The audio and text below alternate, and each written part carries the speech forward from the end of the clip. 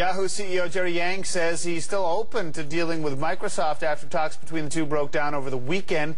Kind of ironic. Joining us live from Houston, Texas now is David Dahl, President and CEO Kanaly Trust Company. David, thanks for getting up early with us. Let's just put we know it's not over necessarily, but with this deal, it still seems to linger over the market here. What's your sense of whether Yahoo made a serious mistake here? Well, that's going to play out in the days and weeks ahead, and I guess our view is messy marriages, like messy divorces, can be very expensive, and usually it's the participants who get the short end of the stick on that, with the lawyers and advisors who make most of the money. So I think in the days and weeks ahead, Jerry Yang is going to be contemplating exactly how much was paid in yesterday's downdraft with Yahoo, and it looks like at this point that Ballmer's decision to not enter into the fray on any type of hostile transaction certainly looks to be wise.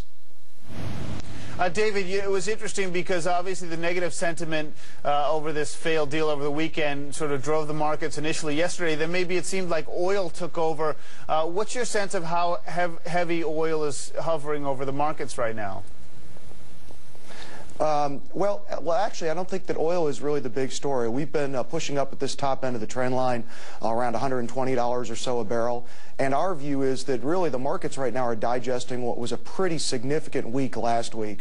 On nearly all fronts, the economic data that came forth seemed to show a little bit of a pivot point here in the U.S. in terms of the economic picture. We had GDP, we had ISM, we had so many different points that told us while the news was still a little bit negative, it wasn't as bad as expected. And that seems to start to indicate a little bit of cautious optimism here in the States.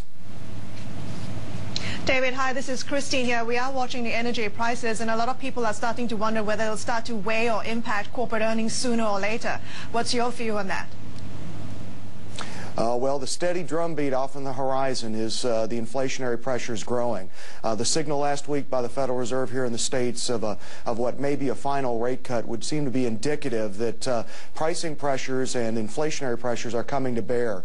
You know, one of the things that certainly has to take place in the quarters ahead is for earnings estimates here in the States to get more realistic. It's hard to believe at this point that we still have positive earning estimates for the full year somewhere around plus 10% on the S&P 500. And with how slow the economy is dragging along here in the first half, that would be a pretty profound number to hit. So, David, it's Rossi. Add all that up. Cautious optimism. We had a good April, you know, and markets up nearly 5.5%, 6% if you take a look at the indices, and yet we've got to maybe get this earnings downgrade. How does that even up as we go through here into the summer? Well, excellent observation. You know, markets are forward-looking, and our view is that the current earnings pullback that we're seeing, somewhere maybe 15% negative this quarter, 6% down possibly in the second quarter, is going to give way to positive earnings by the second half, and the markets will start anticipating that.